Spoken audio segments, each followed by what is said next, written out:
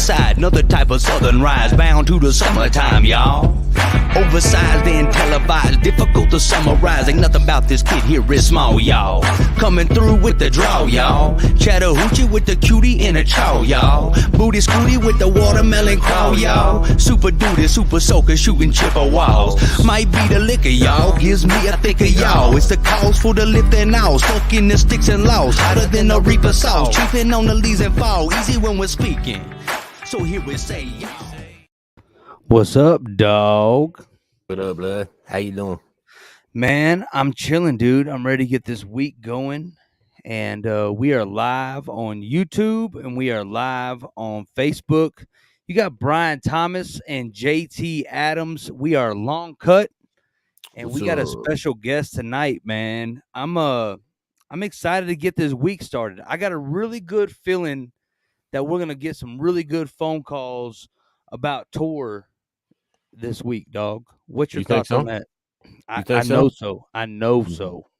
Damn. Well, I got a new mic, man. How's this new mic sounding? It sounds good. You sound good. A little bit of in and out, but it could just be my Wi-Fi, you know. It's always your Wi-Fi. Yeah, your voice sounds good. Cool, dog. Well, you're looking good, dog. How's the gym? You know, it's been going well, dude. I've been definitely getting in better shape. I can assure you that no matter who we have on the podcast tonight, I'm definitely in better shape than them. Certainly. Man. That's what I'm talking about. Yeah, I'm down to like 265 with the body mass index of probably right around 30. You know what I'm saying? About, dog. So I'm doing good, bro. Yeah, gains, son. Gains. It's all about victory, son. That's what it's all about. Well, let's go ahead and hop on these comments. Give our shout outs. We got Bruce in the building. Bruce is a cool name, dog. I like the name Bruce. It automatically reminds me of whooping ass.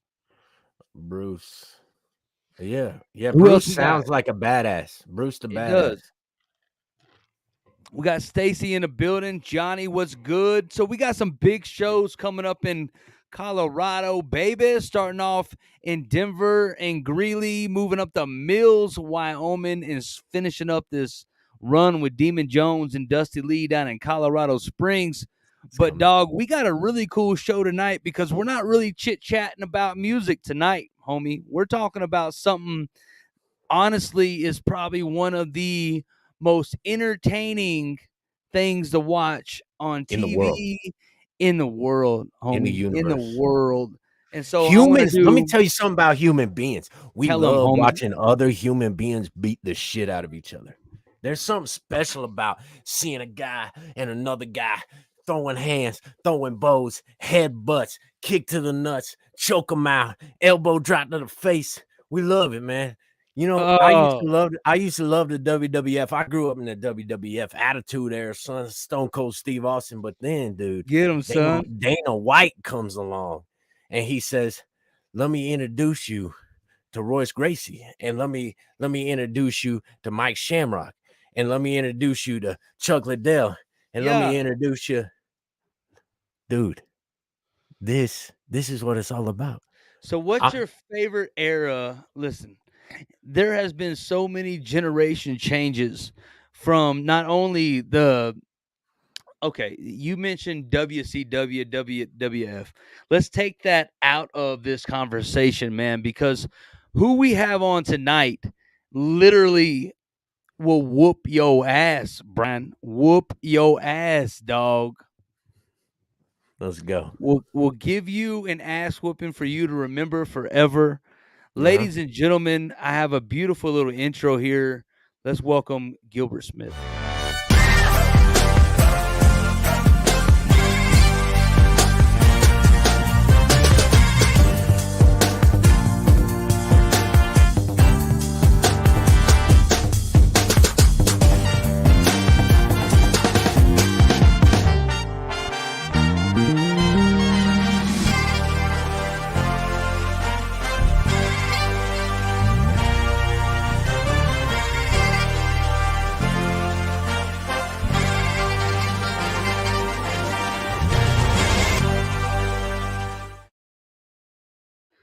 My man, what's happening? We got Gilbert Smith in the building.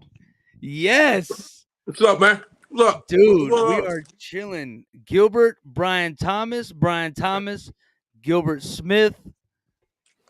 How's your Yeah, night, What's up, man? bro? I'm doing good, man. I'm just eating a little bit. Bro, you look like you just got done whooping somebody's ass. That's what I do That day and is night. what Listen, you man. do.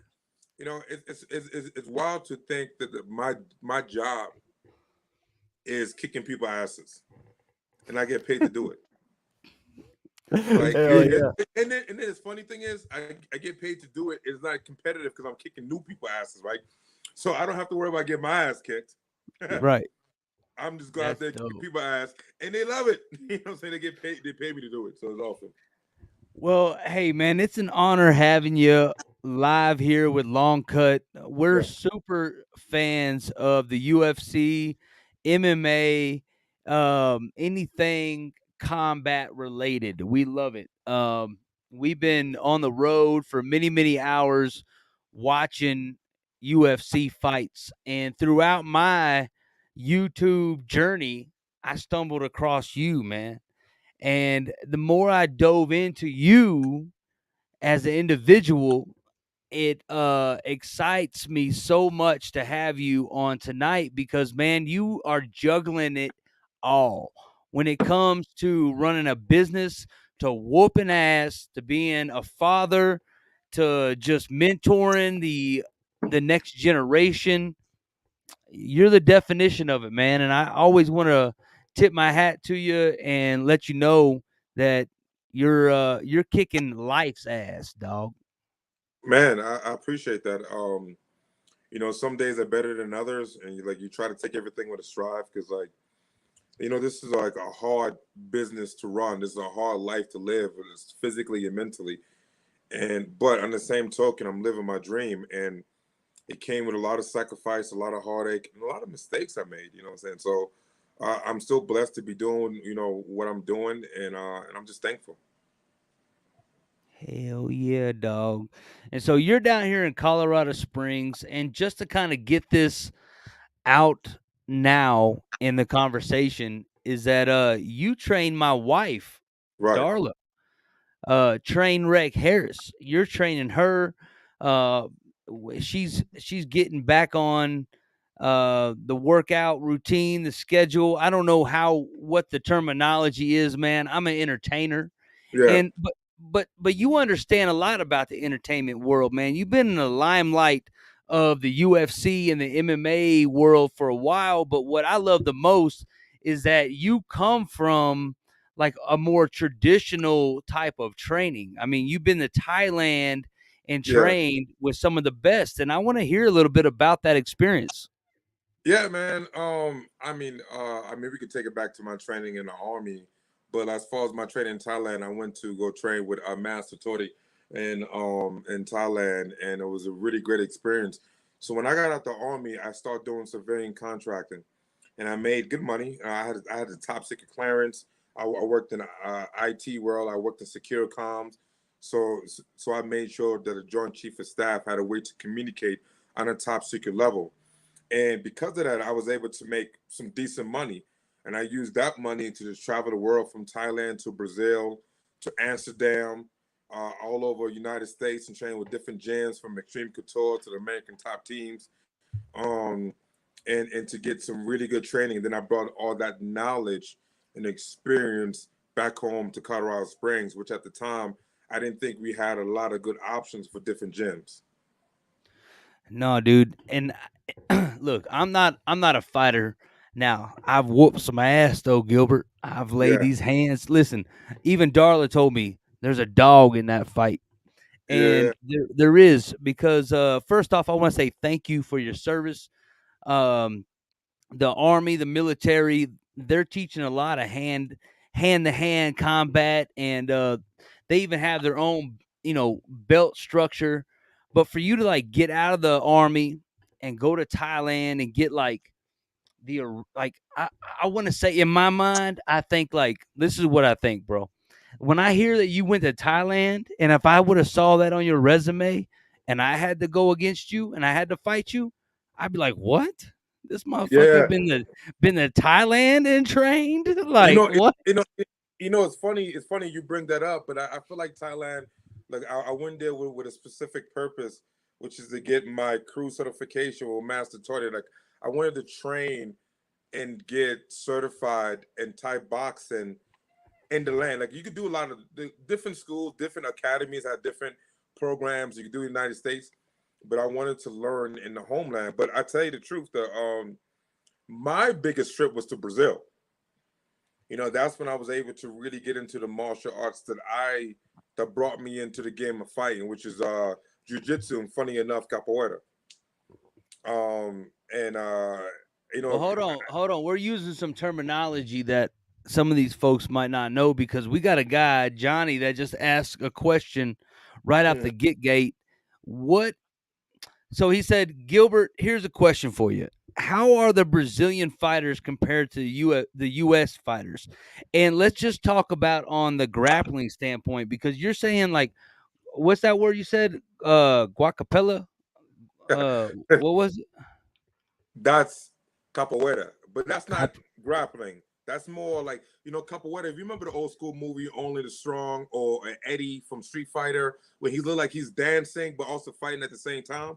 Now I do remember Eddie from Street Fighter. You got Right. me. You got me hooked on that one. Yep, I do relate. Yeah. But as far as the question goes, how are Brazilian fighters compared to United States fighters? You just gotta understand, United States fighters, we typically have a better understanding of the wrestling a part of grappling. So obviously, we a big stronghold on wrestling, being that that's one of the foundations, for us in the Olympics. As in like jiu-jitsu fighters, some of the times they come from a more judo takedown background, more gi grips, stuff like that, throws. As as far as American fight, we straight double legs, single legs, and all those wrestling techniques. But the sport of jiu-jitsu has grown so much that obviously a lot of Brazilians are now really incorporating wrestling into their training. That's why you see a lot of jiu-jitsu MMA fighters. They got good wrestling now because they train a lot of MMA has basically like evolved into if you don't have, I say ground game. That's the term I like to use, right? Yeah. Ground game. If you don't have ground game, then you're not competing. And Brian, now listen, Brian thinks he can fight. What you mean? Thanks, dog. So Brian thinks that he can fight. I seen him live. I seen him in action, and we was on a tour bus, probably like mid stride through. I would say like maybe Oregon. That sounds right. And Brian decided he was gonna wrestle Demon Jones, and so Brian automatically goes with I'm gonna lay on you and tickle you.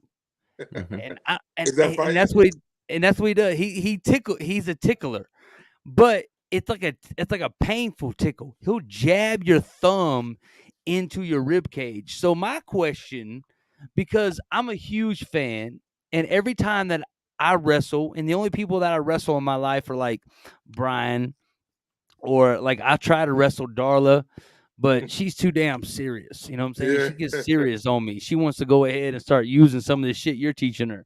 Yeah. But here's my question: is that when you're grappling a guy who's bigger than you, does technique beat weight, size, and power? Right, yeah. If all things created equal, you know what I'm saying? Like you got to use your advantages. If the guy is bigger than me, physically stronger than me, he could bench press more than I can, then I'm not gonna try to attack him muscle to muscle. You know what I'm saying? I'm gonna try to beat him with more of my technique and my experience. And the same thing could be said on the other side. I've beaten guys who was maybe technically better than me, but I was just stronger and I was just faster. So out of, I looked at your record, bro. I looked at your record. I looked you up, dog.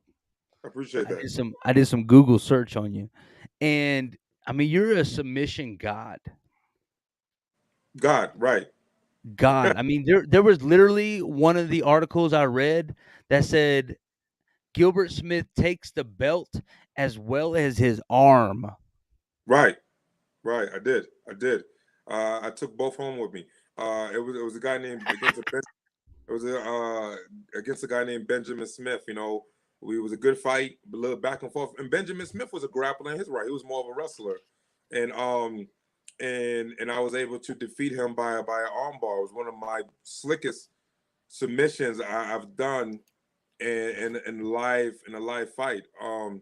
But it's something I do all the time. So when it was an opportunity to do it, it was like nothing. Brazilian Jiu-Jitsu is probably the sexiest thing about like MMA because a Right. lot of fans, I would say that, look, and I'm not trying to speak for nobody, but majority of people, they watch an MMA fight and they want like haymakers.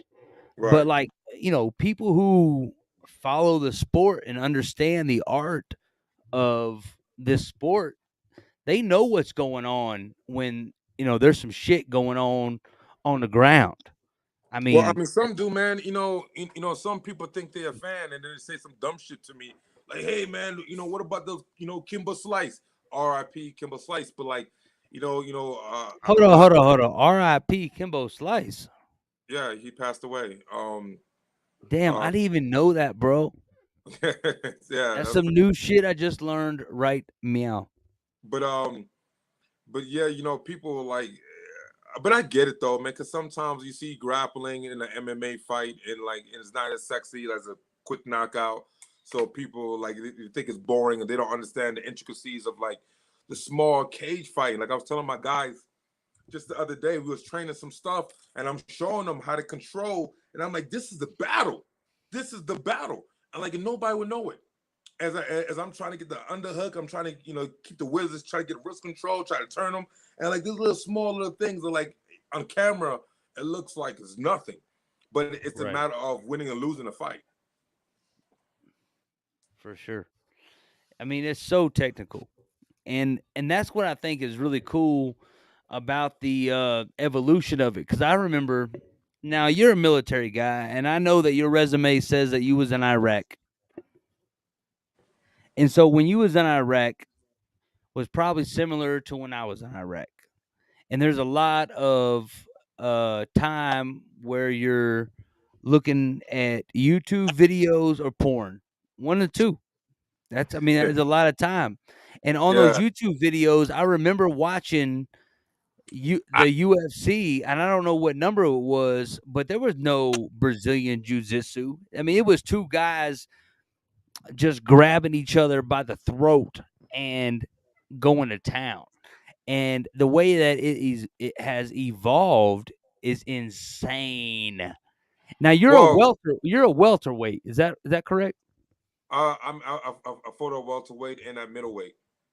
So what's the difference between the weight class in that like bracket there? Like Well, welterweight to middleweight. Is that a huge change? yeah, I mean, because middleweight is 185 and welterweight is 170, so it's like a 15-pound difference, which is Damn. like it's pretty big. But I started my career as a middleweight, but because of my stature, meaning my height, it just made sense for me to drop down to 170. So I have a photo of you here, man. Yeah, it's, And it's not one look of me look naked, right? no, it's not on your OnlyFans. I Oh, didn't pay your cool. 19.99 a month. That's some Yeah. bullshit. That's too overpriced Hey man, for like listen, man, it's top quality filming and top quality pictures, man. Like there's a lot of people that pay to see me naked, so don't hate on my grind. bro, dude. Look at this photo here. Yeah, Look at that, dog. I mean, that's beauty, getting man. it, son. That's beautiful. That's beautiful. That's a lot of chocolate, man. That's a lot of chocolate. And let's talk about Chocolate Thunder. Yeah, yeah, Um that's a hell of a fucking fight name, bro. And but you've had a lot of different fight names. yeah, man. Each one Um was earned. You know what I'm saying? Like people. I earned the name Chocolate Thunder. You gotta understand, like these names wasn't just like made up.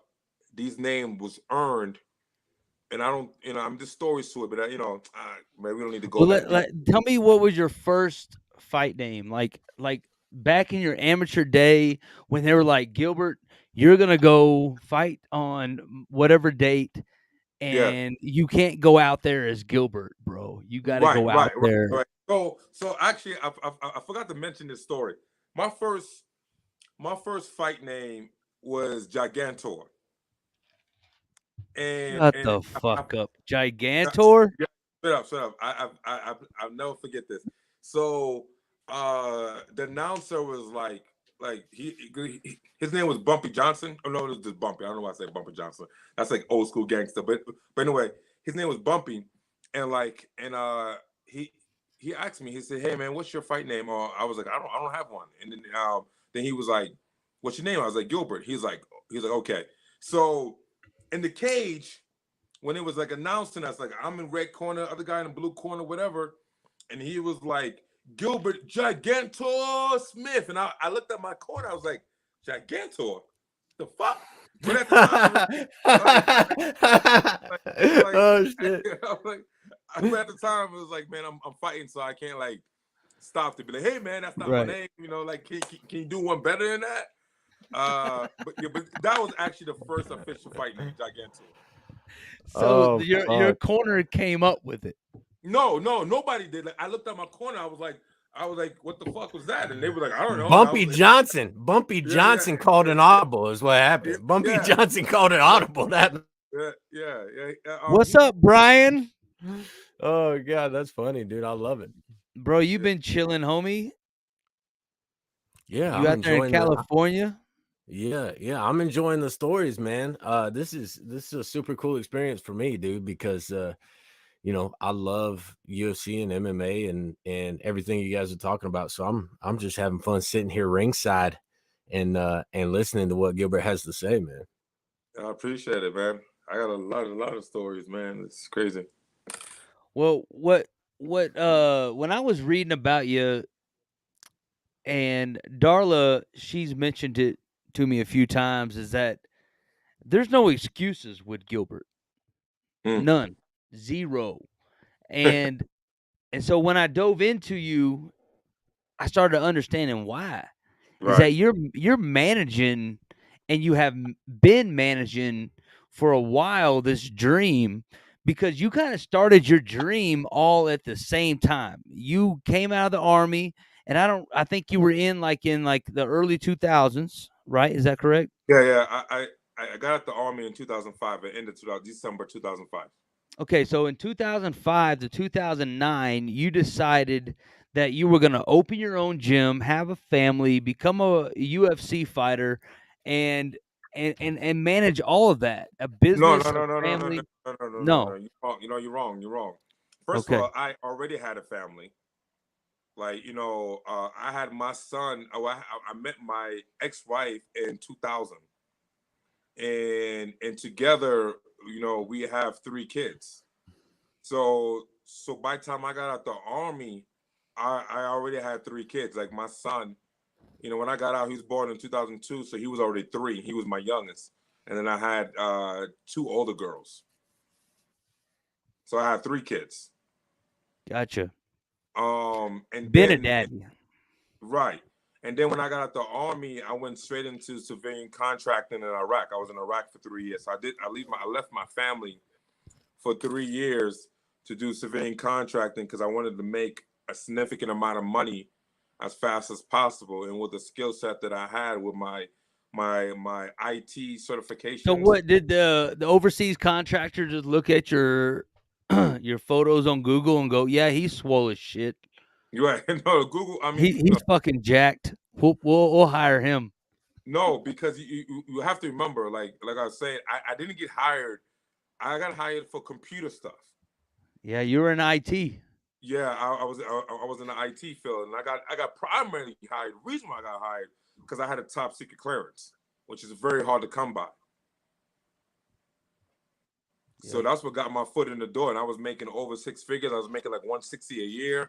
Most of it was tax free, and I was able to take care of my family in a way that I just never been able to do so, being in the army, and I was able to like pursue my dreams and do what I want to do. Well, we got a question from a fan named Johnny. He says, Gilbert, is there anybody in the UFC you just want to fight so bad and maybe you just haven't fought them before? I mean, shit. Everybody in the UFC right now, I haven't fought. I mean, it's probably like maybe two guys in the UFC I fought, which is Chidi Kawanji and Diego Lima, and both those guys I took a decision loss to, which I would love. I'm old now. They younger, but like if I had an opportunity to get a rematch with them, I would love that. I actually felt like I won the Diego Lima fight. I feel like the judges got it wrong, and everybody that was on YouTube that saw the video, saw the fights, kind of agree with me. Chidi Kawanji was actually a tough fight. He actually just fought this weekend. He knocked the kid out in 16 seconds. And me and him fought 5 rounds to a decision. He was a guy that I wish I would have trained better for. Because I trained hard for him, but I didn't train right. With his dimensions, I should have been sparring with particular guys. He's 6'4" with a reach of like 80 inches. And I was training with guys my height, my size. I should have trained with guys that kind of mimic his body structure to better prepare me. But we still had a good fight, and I would love to do it again. Virtually impossible to do it, but I don't know. I mean, you saw that what was that? That Roy Jones and Mike Tyson fight. I mean, I don't think it's ever too late, dog. Well, I mean, it is because people don't understand that. Like when people are like, "Hey, man, you can still fight. You still strong. You still in good shape." You like, yeah, that's all true. In fact, I'm probably a better fighter I am now than when I retired 4 years ago. That I've been training for 4 years. But the point is that I'm not going to get paid. I'm like Mike Tyson and Roy Jones came out of retirement because they was getting paid millions of dollars.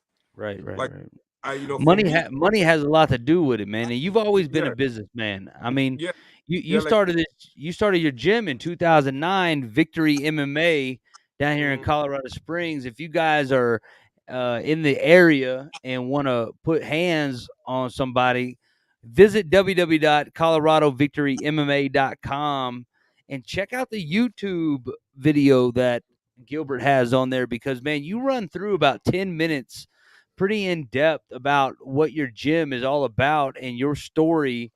And it's really impressive knowing that there's a gym right here in this area for people to be able to train with a pro like yourself, man.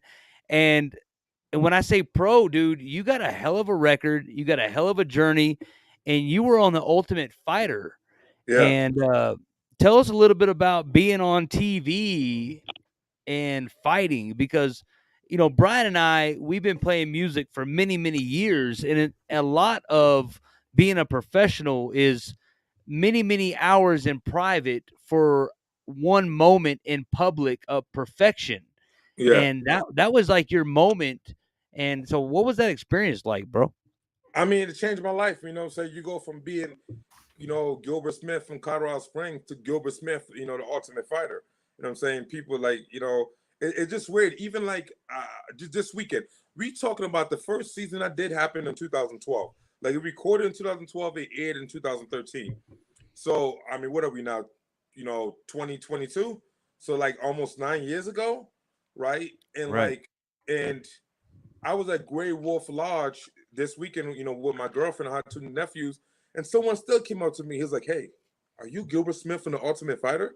I'm like, "Damn, I'm still shocked people remember me." Dude, no one forgets anything about The Ultimate Fighter or the UFC. I mean, it's like, I think it changed America. UFC and the MMA changed America, bro. It changed America. Yeah, dog. Yeah. We made America great again. I get Yeah, it. I I'm feel telling you, dude. The UFC. Look, I don't pay for anything yeah, besides, like, I'm talking about online. Like, I yeah, buy some shit on Amazon every once in a while, but when it comes to like major purchases in my life, it's only to watch UFC fights.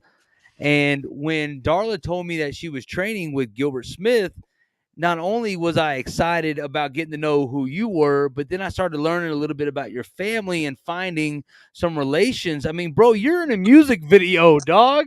Yeah. I saw that. You're in a music video. And Yeah. Brian and I do music, and we're in a band called Long Cut. We're a national touring band that puts out music as much as we can and has several thousands of streams. And so you're also not only a fighter but an entertainer, my man. Well, I mean, hold on now, because like I was in a music video, a couple, but I didn't do none of the music. Like I was just an extra. I was an actor. So I So, saw you in that one video. You were like the boss oh of. yeah, you told me the one with Crystal Eyes. I just did that. That Yeah. was super dope. That was my girlfriend, my girlfriend best friend Angela and her band, which is called Crystal Eyes. And you know, they asked me to come through and play a role as being a mean boss. It was more like a very like, hey, get this shit done type boss. And it was a cool role. It was like a 2-second role, but like, you know, they always say there's no such thing as small parts to small actors. So I try to make that 2 seconds impactful. Yeah. No, dude, I watched it, man. Brian and Yeah, I got some music videos coming up, man. We would love to be able to have you yeah, man. cameo. I feel like I got some acting to me, man. If you look at my Instagram page, you know, respectfully, Gil, I'm always doing videos that like some videos a little bit more serious than others, but like I like to do videos that's kind of funny, me acting a little silly, getting a little goofy, showing techniques and but still having a sense of humor. Um, I don't know. I enjoy that. So, you know, yeah, I think I got a knack for that. That's what's up, man.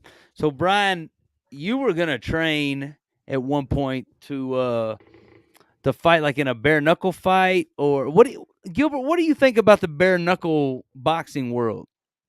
I'll be honest with you, I think it's kind of ridiculous. I mean, you know, to each their own. It's not something I would ever do. I understand that it takes a lot of heart, takes a lot of training, it takes a ability. You have to accept that your face can be cut up, man. Because bare knuckle, like to me, it's not even about getting knocked out. Because you can get knocked out in MMA, you can get knocked out in boxing, shit. You can get knocked out in wrestling. You get a good slam, but it's the cuts. You know what I'm saying? I've seen people come out like not even knocked out, but just they cut. Their face is different. And like I've hurt my hand too much, and just regular fights, regular MMA fights, for me to think that I could hit someone, you know, on top of their head if I aim wrong or they move and I try to aim for their jaw. Like, nah, man, I'm good on that. So I don't even really watch it. It's not my thing. But you know, to all the athletes that do it, much respect. But yeah, it's definitely not my Well, thing. as a spectator, and that's all I Yeah, am, dog. A right. fan. I'm a fan.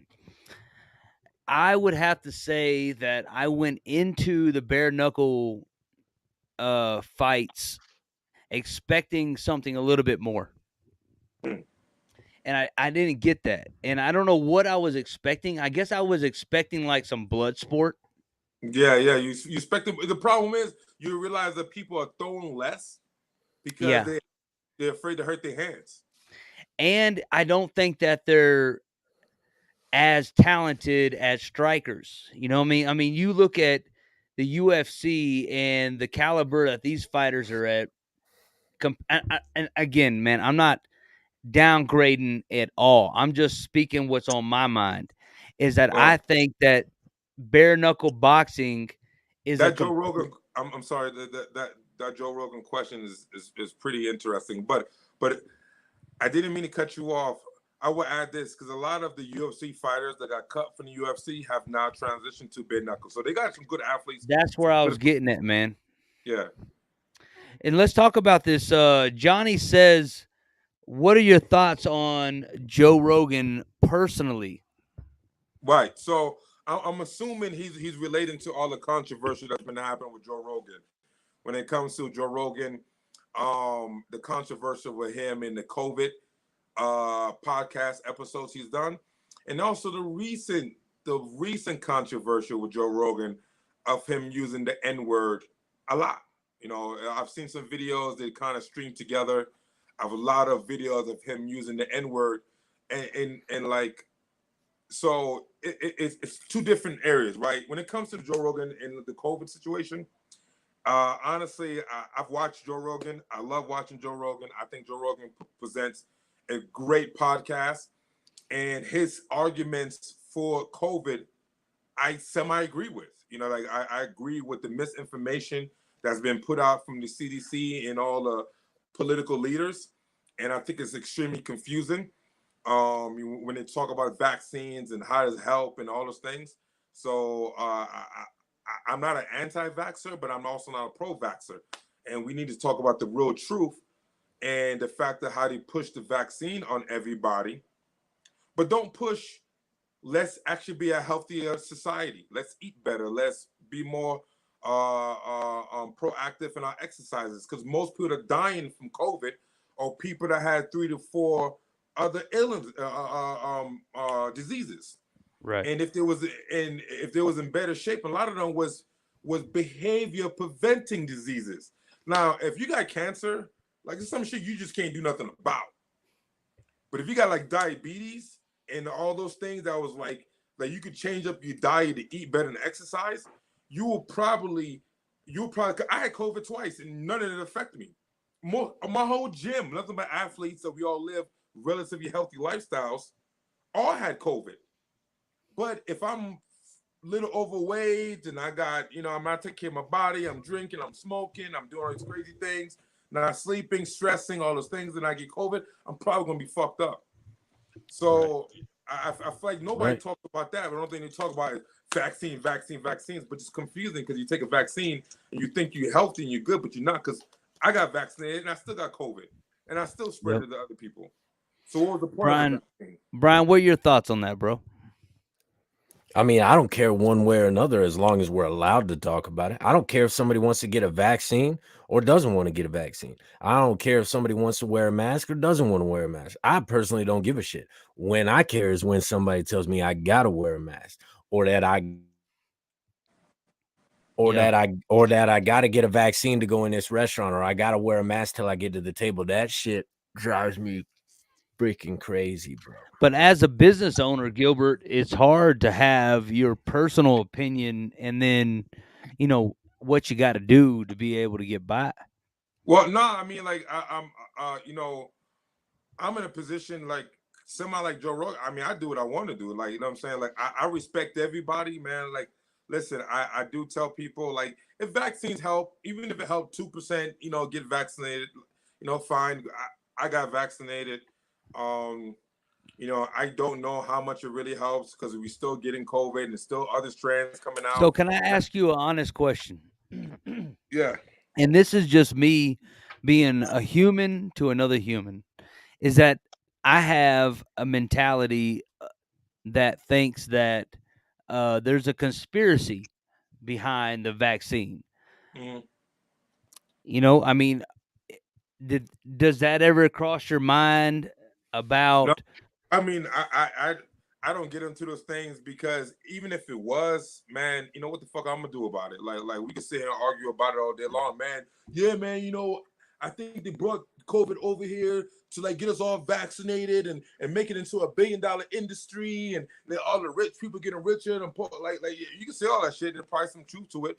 I don't know, but like the fact is like that's almost any industry. Like the technology industry, the big pharma industry, the food industry. Like we could start going on conspiracies on almost every walk of life if you start thinking like that. I would say this. I think COVID is real. I think maybe the vaccine could play a part in helping it. I do understand my man's point of view. Like, hey, man, if I don't want to get vaccinated, stop pushing it on me. And wear a mask. The only thing about it is it's so complicated because I go back and forth. I'm right smack dead in the middle, right? Because I understand getting vaccinated and wearing a mask. It don't just protect you, but it protect other people. But I do understand, like, you still make the choice. Like, for my gym, I'm not going to wear a mask in my gym. If you don't want to get COVID, you're afraid of getting COVID, if you're a high-risk person, don't come to my gym. So, like, so I understand how people be like, hey, man, I don't want to go to that gym because they don't wear masks. I respect that. You know, so I'm not gonna be mad at you for that. So that's your choice. So can I tell you a funny ass story about the mask? Go ahead.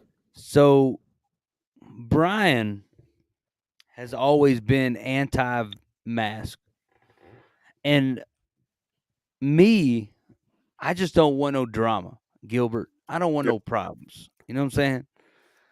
And so we're at the airport, and we're standing in security, and Brian gets a FaceTime message. You know what I'm talking about when someone Yeah. FaceTimes you, Yeah. and he has it on speakerphone for everybody to hear. And he's talking about, and who he's talking to, I really don't know who he is talking to, but who he was talking to was saying that a family died, an entire family. And I don't know if this is true. That's not the This, funny part. listen, this is how I heard it. Yeah. This is how I heard it. That an entire family died. And while we're standing in security, Brian goes, an entire family died on a plane crash? And he's like, no, bro. He's like, an entire family died of the coronavirus?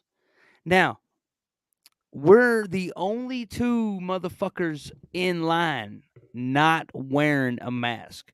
In And the I whole don't know, airport. in the entire airport. Jesus. So we have been drawing attention to us the entire time. Yeah.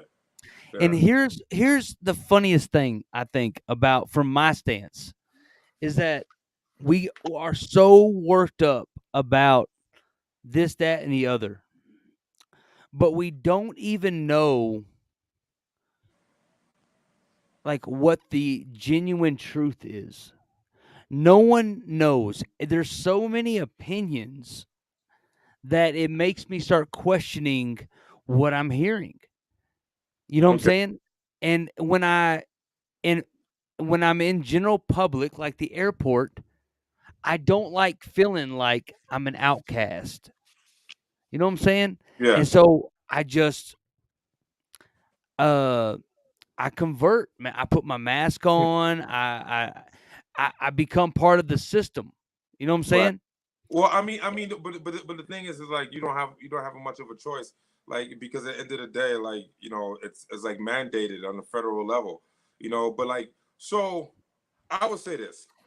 I find it interesting how people get so wrapped up on mask, wearing a mask, not wearing a mask, and I understand. I hate wearing a mask. Like throughout the whole pandemic, I would say about 2% of the time I've worn a mask because I spend most of my day in my gym, and I don't wear a mask. So when people like live in a regular world and they have these jobs, they gotta wear a mask every day. I don't know how they survive wearing a mask. So I don't ever do it, right? I'm either at the gym, in my car, in my home, or outside. So I've never really had to wear a mask. But I would say this: there's a lot of other stuff that we are mandated to do as a society. But people are like picking and choosing this one thing to take a stance on. Like, I gotta do all this shit, but you know what? Right. No. Like for instance, like I mean, I don't know, man. Like it's just I would say this.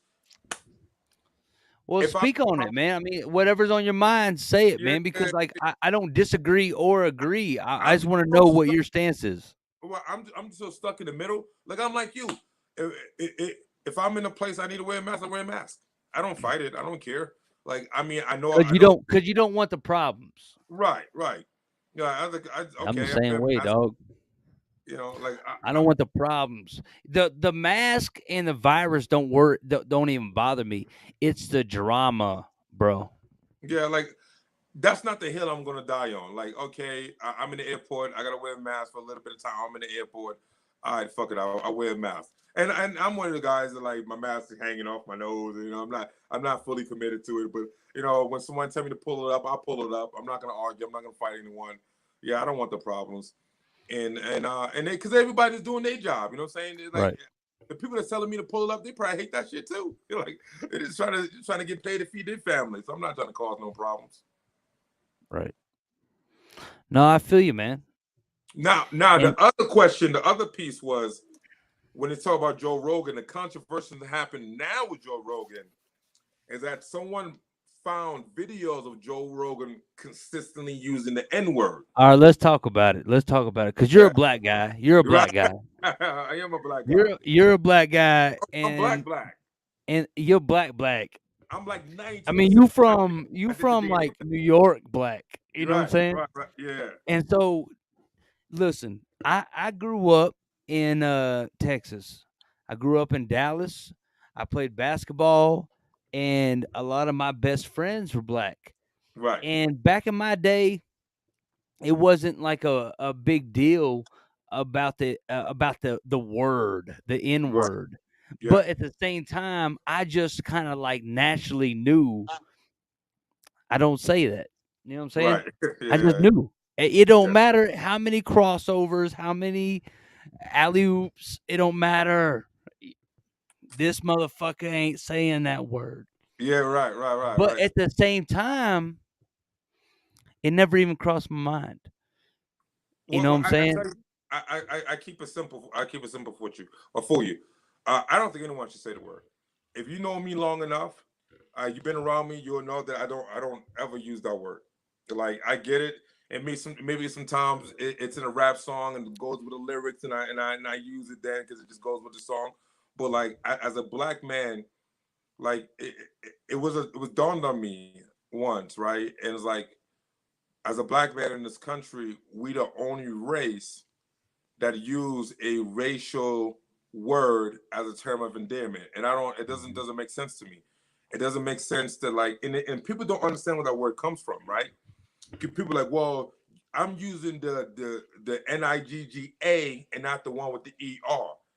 Right. It's the same fucking word. At the end of the day, the only reason why people start using the word at the end of the tomato. Yeah, is because they couldn't pronounce. The slaves could not pronounce the R. Like the R was hard for them to say. So they said, I say it, instead of saying nigger, they said nigga.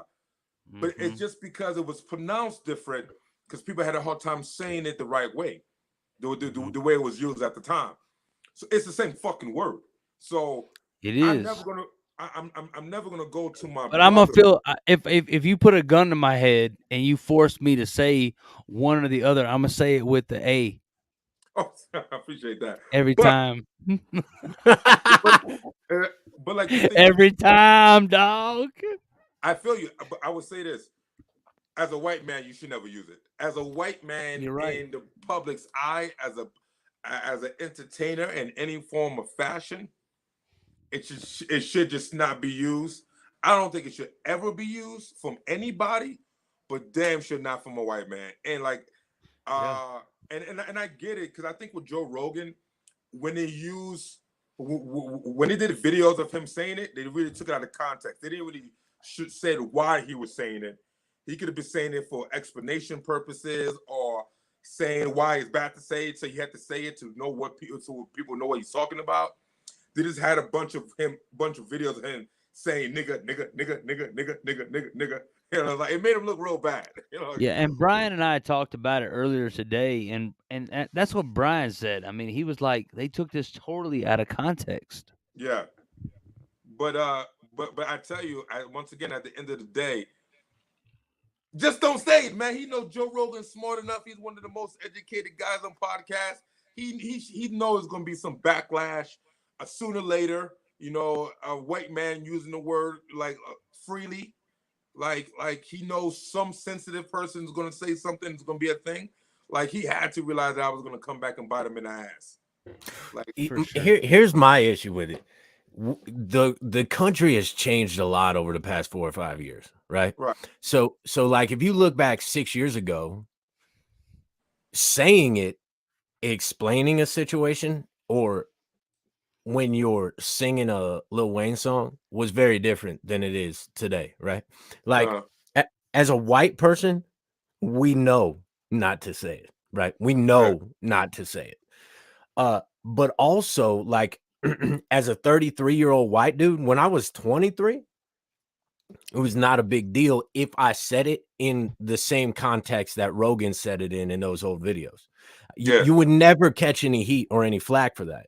Right. Today, though, if I said it in the same context as Joe Yeah. Rogan, our social Exactly. media accounts will be deleted. Yeah. It's a cancel culture, and I agree with that. And that's why you have to be very conscious of the shit you say today, because it may come back and bite you in the ass later on. So I mean, things change, society change, and like Right. you know, back in the day, everybody used to use the F word. You know, I'm gonna say it. Excuse me for all. I'm not homophobic, but people used to use the word fag all the time. You know, or people used to use the R word, retard, all the time.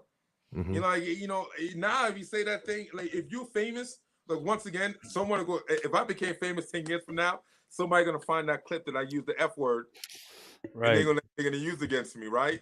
So For sure. Yeah. you know, that's why in my everyday talk, I don't use those words. You know, actually, I probably do use a retard. I don't know why that's. I probably do use it, but I like for instance, you know me. A couple things I don't do. I don't call girls bitches. Never, never. Like I do And not. why is that? I mean, like, look, I'm not trying to argue. I'm just trying Yeah. to be the advocate, the devil's advocate. Is that There's like no, it's like it goes back in history that a female, whatever it is, disrespectful or not disrespectful, we say bitches. You know what I'm saying? Like no. sometimes it's used and it has no disrespect. So just because something was done in the past doesn't mean that we should continue to keep doing it. Slavery was done in the past. Should we keep black people slaves? You know, or should we Right. evolve and get better as a society? Why do I need to refer to a woman as a bitch, as a female dog, as like she's no longer human, or just because she may have an attitude, you know, or she whatever shit, she may have her point of view and she pissed off at me, and I'm like, yo, she's kind of pissed off. Like I don't need to call her a bitch. It's like I don't need to call my homie the N word. Like Right. like I have so many other words, you know, as being an educated man that I can use to like articulate myself in a more in a better way, that I don't have to resort to like corny ass, like that's corny to me. Oh man, look at that bitch. Like, I mean, actually, I call dude bitches before I call a girl a bitch. Mm-hmm. Because I mean, That's the fighter in you. You just looking for an And that altercation. hurts worse, bro. yeah, That hurts way because, worse. yeah, because like dudes are bitches for real. Like there's a lot of dudes like, you know, I run across more like if anybody that would define the term bitch as a corny ass dudes these days that try to act hard, try to talk hard, try to be something that they're not, and they are straight up motherfucking bitch. And that's the shit that I see more often now. I don't need to call a female a bitch. Females are the mother of this earth. You know what I'm saying? That's my mother. That's my sister. That's my daughter. That's my granddaughter. So watch who you calling a bitch. So, Yeah. Gil, let me ask you this real quick. Based on what you've seen from the Rogan controversy and being a black dude, number one, to what level of offense do you feel from watching that clip? And number two, do you feel like Joe Rogan's apology sums it up? And does he deserve any further hazing for Nah, the man. video? I mean, Joe Rogan didn't even need to really apologize, because I understand, you know, he wasn't doing it from a. It's just crazy when people like, man, we fucking know Joe Rogan is not racist. You know, he wasn't using it in a racist way. I think he was. I only thing I would say about Joe Rogan that he was stupid from a business standpoint. Right. Okay, like from a personal standpoint, I don't have any issues. But I'm like, this is like you know, you are a public figure. You are a person of interest. You are a role model. I understand that you was using that word and maybe in the correct context, but it's still a word as being a public figure you just can't use. So even me, like once again, even I'm not nowhere close to Joe Rogan celebrity status. Even I won't use that word, and I'm black, just like I won't Right. use the big word of referring to females. So like you got too many millions of dollars to not know better. So I think it was very stupid. I don't give a fuck what he's explaining. That you shouldn't just use it. But as far as him being racist, no. As far as he need, like, I mean, he did his apology. He's like, y'all fucked up. I need to watch what I'm saying. I respect that. I think we all have said some slick shit that we wish we never said publicly or privately. And then we move on. So Yeah, what is I'm this with right here? What is this? It says Rumble. Yeah. This is coming from hopefully I don't murder your name, Shayna. Sheena. Rumble offered him Sheena. Is that how Yeah, you yeah, would say it? 100 million for a 4-year. 100 So million is the it number. wasn't 1 million. It was 100 million for a 4-year guaranteed of an uncensored deal. What is she talking about, B? Or first of all, who's Rumble? Or like, is that like a new app or some shit? Rumble is like a conservative platform. It's labeled as conservative. It's basically just a free speech platform. Dan Bongino's on it. It's a platform kind of similar to Spotify. They're doing talk shows and podcasts, but it's also a news outlet. It's kind of social media, news, streaming, podcasts, and all that stuff kind of together.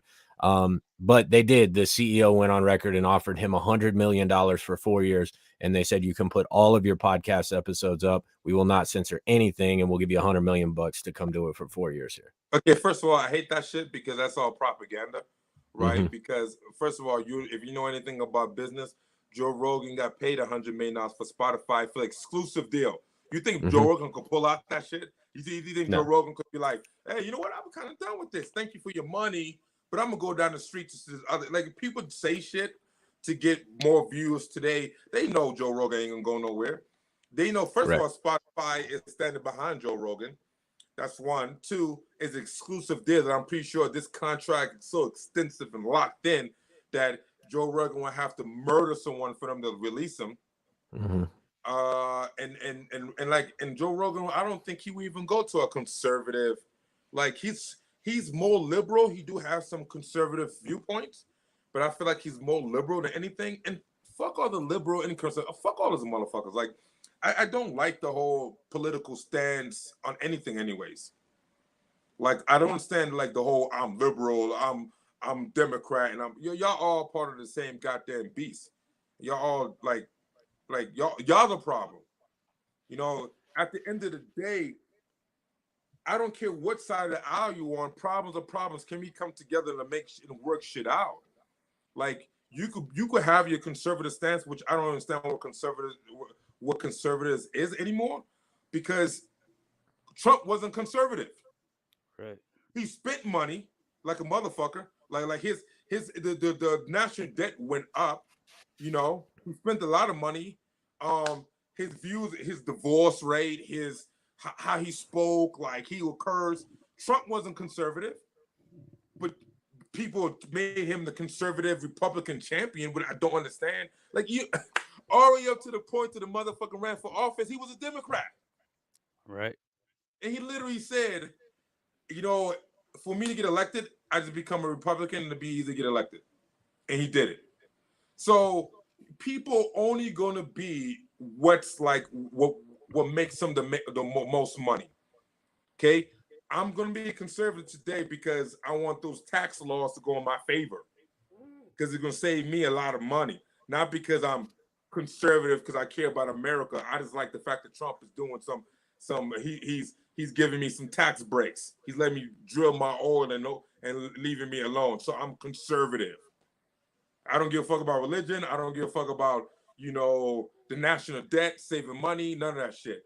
Or I'm liberal today. I'm going with Joe Biden because he's like speaking my language. He's giving me what I want, wherever the fuck that is. Because I don't even know what Joe fucking Byron does these days. Like people like voted for him. I don't know what the fuck he does. What the fuck have you done? You know, so politics is bullshit. It's all bullshit. So at the end of the day, I think we can all agree that the worst part of the whole fucking Rogan fiasco is the threat to free speech. Right? No, I totally disagree with you. Okay. I totally disagree with you. 100%. Free speech, you only, when people say free speech, that means that the government cannot interfere with your speech. It doesn't mean you can't get fired. It doesn't mean you can't get punched in the face. It doesn't mean you can't lose a record deal or a TV deal or whatever case can be. Like, if I say some foul shit right now, say some really, really foul shit, and a lot of my members be like, you know what? I don't wanna be part of Victory MMA because Gilbert represents such and such, and I'm leaving to go down the street. I could say it. Like, the police ain't gonna pull me over and say, hey man, I'm gonna lock you up for saying that. But it doesn't mean I'm not gonna lose money and lose members and lose, respect. So freedom of speech. People talk about, hey man, you're attacking freedom of speech. Motherfucker, you can say whatever you want to say. Freedom of speech doesn't mean freedom of consequence. And when people start to understand that, they can start talking that dumb rhetoric. Like, educate yourself. So at what point does freedom of speech and the freedom from consequences, where does that intersect? Because in my opinion, if I'm having a conversation with you on the phone and Verizon is listening and they decide they don't like what we're talking about and they end the call and discontinue our accounts with them, they can't do that.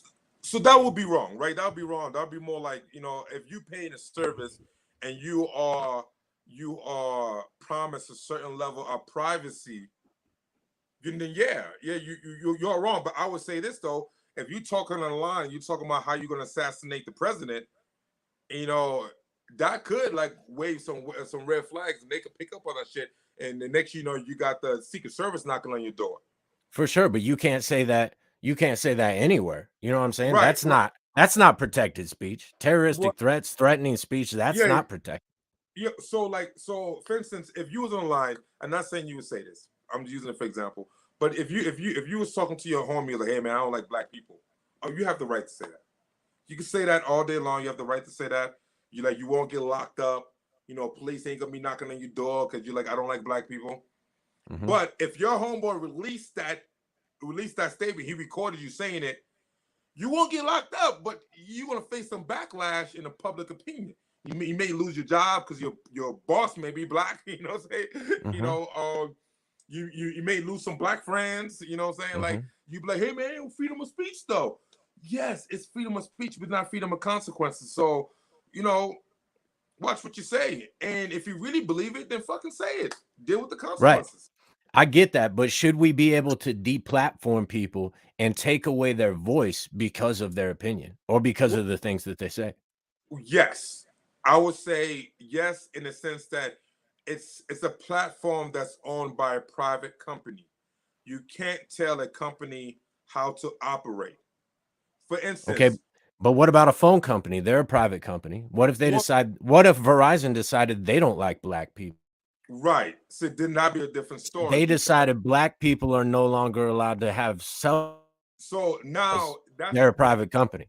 But see, that's not freedom of speech. That's more of someone discriminating against a particular race. Now that is illegal. Okay. Now, so say it wasn't just black people. Say it was anybody who talked pro homosexual or pro anything like that. They didn't do anything, but they said, man, I think black people should have equal to white people. And Verizon didn't feel that way, so they would cut those phone accounts off. What? Right. So then Verizon will have to deal with the backlash of people that's going to sympathize with the other people, and they're going to lose a lot of money with the stocks, with their members and their clientele and sponsorships and companies that's doing business with them. So they're gonna feel the consequences of their actions. I don't know if it will be illegal, because I think for sure. But wouldn't you say it's dangerous though for any major utility or platform like that? Because here's the thing: the difference is a phone company is a utility, right? It's just like the power company. They can't turn off your power. They can't turn off your phone. It's protected.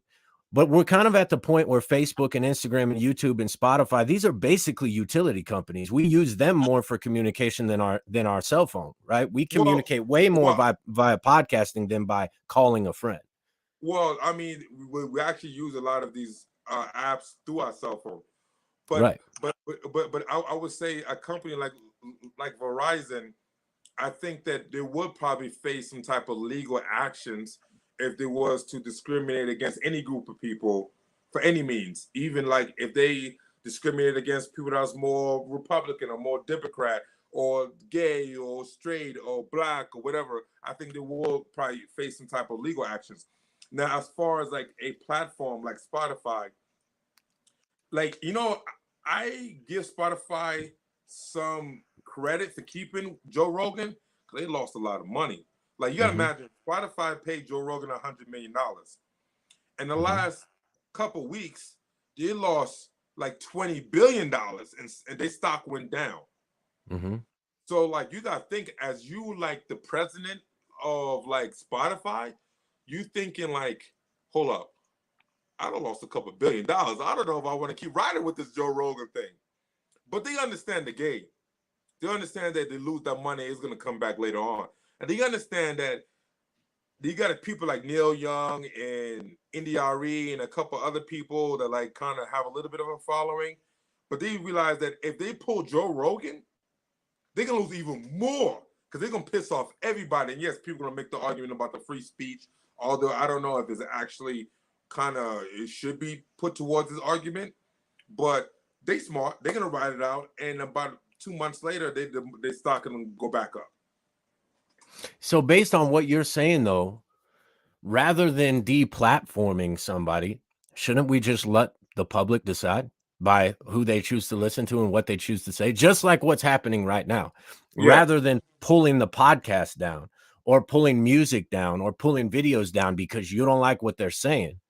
Shouldn't we leave it up to the public? To a certain degree. Like, for instance, if let's say you had a podcast talking about raping little girls. I agree. Should like Spotify, you know, allow you to say that or take you down?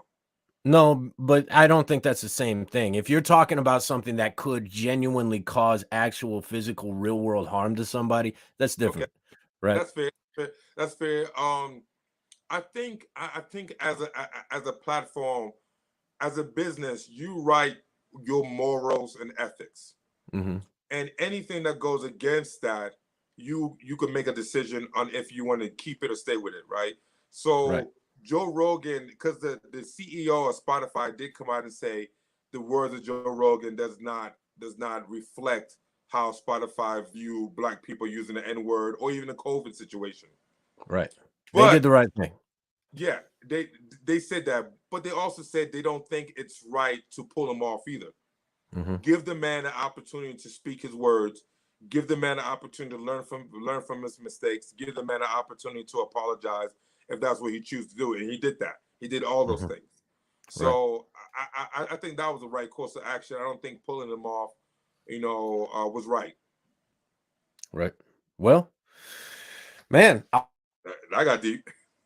Yeah, I love it. I think this has been a great conversation, and you know, is there anything else you guys got? I think this has been great, man. Hey, for everybody watching right now, y'all can follow us at Longcut Official on social media, youtube.com/longcut, and y'all follow Gilbert on Instagram at Respectfully Gil.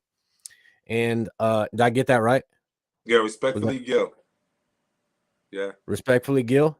Yeah, just how it sounds. Respectfully and Gil, Gil.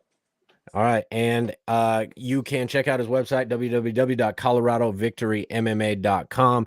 If you want to learn how to whoop some ass, maybe arm bar, rear naked choke, butt naked choke, whatever you want to do. No, we don't do no butt naked chokes, man. They teach it. Gilbert Smith Jr., pioneer of the butt naked choke. You can find him on OnlyFans. ColoradoVictoryMMA.com or on Instagram at Respectfully Gil. Thank you guys so much for tuning in. Gil, it's been a great conversation. It got deep. I appreciate your time. I know JT appreciates your time. And let's do it again in the future. Yeah, man. I'm always here for you guys. No worries. All right, bro. Hard work, dedication. All right. Peace out. Y'all be good.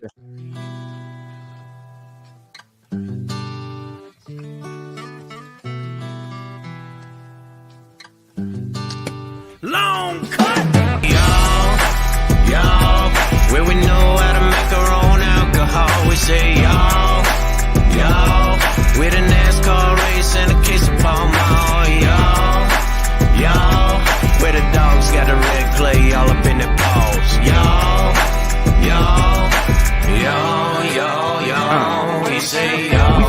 other side, another type of southern rise, bound to the summertime, y'all. Oversized and televised, difficult to summarize. Ain't nothing about this kid here is small, y'all.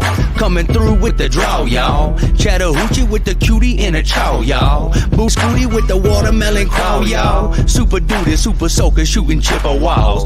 Might be the liquor, y'all. Gives me a thicker, y'all. It's the cause for the lifting out. Stuck in the sticks and laws. Hotter than the reaper sauce. Chiefing on the leaves and fall. Easy when we're speaking. So here we say, y'all.